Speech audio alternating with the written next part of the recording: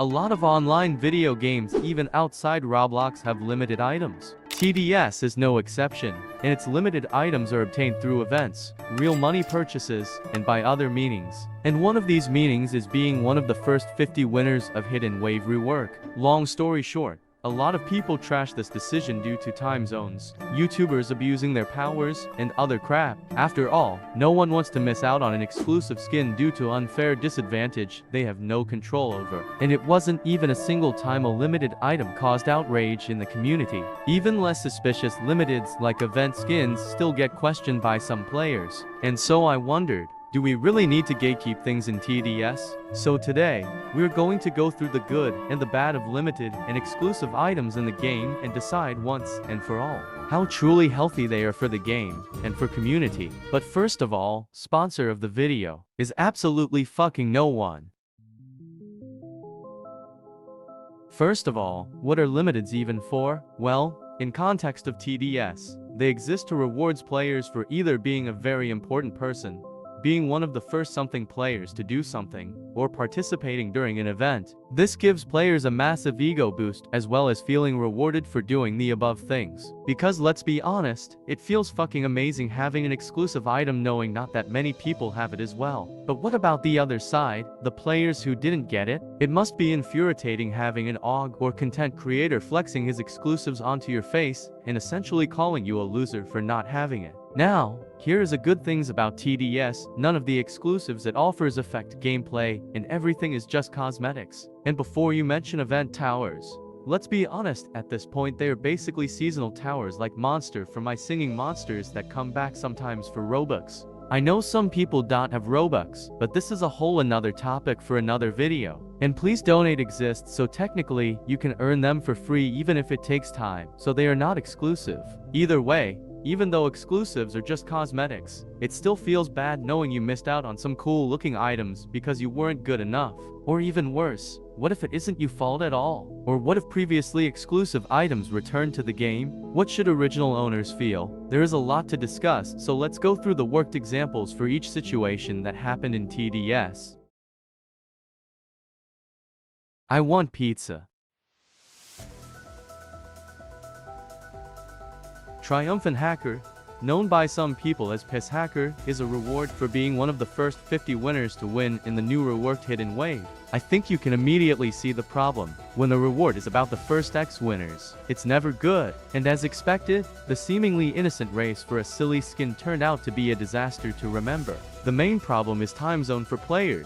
Even though I will say the Hidden Wave could have been found at any time of the day. Still, the Hidden Wave was discovered at like midnight for Europeans and early morning for Asian, so the only players that had a real chance were Americans, of course. Another concern was for people who were out in vacation and couldn't participate because it was summer and a lot of people go to vacation during summer. But still, the time zone was arguably the problem. But that's not all. Most if not all people who obtained the reward were either moderators, content creators, or people who were friends of either. They were accused of having an unfair advantage over normal people, and even though that they likely didn't use admin towers, they still had superior communication with each other, which technically is still an advantage. The Discord was in flames, and I'm pretty sure it was locked by mods. Overall, the exclusive item was pretty much impossible to obtain by normal players due to either time zone or inferior communication. In other words, it was not their fault, it was a bad competition design. So, this leads to a question.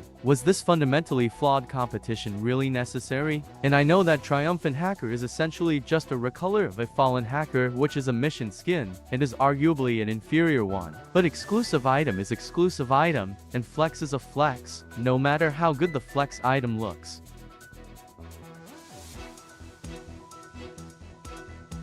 So far we have seen the players without exclusives being fucked. But what if flipside happens? Casoda's Cowboy was released at 26 May of 2020, and it was available with the code DoubleBloxies. It was kinda a collab with the YouTuber Casodas, who funnily enough left YouTube, and according to Gemini shifted his focus to other passions and business ventures. Take it as you want. It expired in 2021.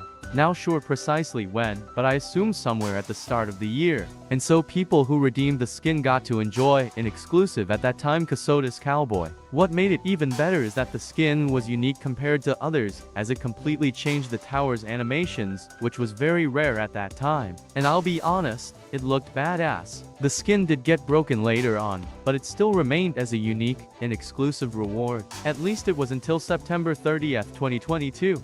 Where Casotis skin was not only ruined to look like a recolor without any custom animations, but also was put in the premium crate. AUG owners were furious about this change as their flex material was ruined and was not a flex material anymore. Some people however accused them of being gatekeepers, which is kinda understandable, and not at the same time, as the skin was low-key advertised to remain exclusive, as it usually happens with code skins. Either way, unless I'm missing something, this single drama was the first time ever a previously exclusive item returned for free, and especially being a code skin.